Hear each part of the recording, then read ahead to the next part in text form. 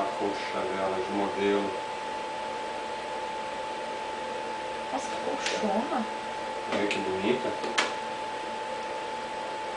Vixe, quando ela for lá pro acampamento ela vai fazer sucesso, hein? Né? Esse pai aí vai ter trabalho. Vocês estão vendo, né? Aqui dá pra ver aqui o fêmur. Né? Então aqui tá toda a coxa. Aqui o joelho, né? Uhum. E aqui a perna. Nossa, dá pra ver até a batatinha da perna, parece. Tá bonitinha, eu falei, ela tá com Né? um pernão bonito. E aqui o pé, né? Aqui pra frente. E aqui tá outra perna. Você vê bonitinho, olha a curva da coxa, olha que coxa gordinha. Perfeito. Tá ficando gordinha.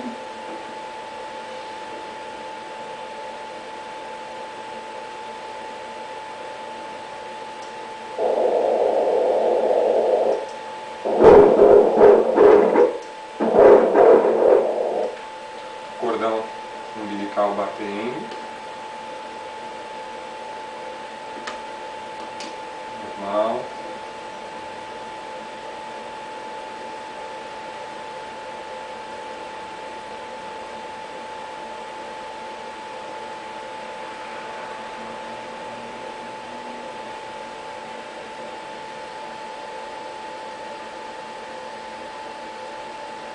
Aqui o coração batendo, o tórax.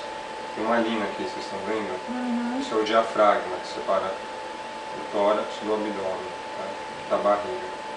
Olha aqui as costelas, cada pontinho desses é uma costelinha, parece raio de sol, estão vendo? Nossa, pequenininha. Que o osso não deixa passar o ultrassom.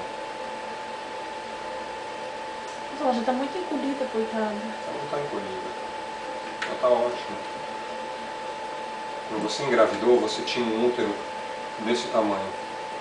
Hoje você tem um útero desse. É proporcional. O bebê não fica afetado. Isso é só uma impressão que a gente tem, tá?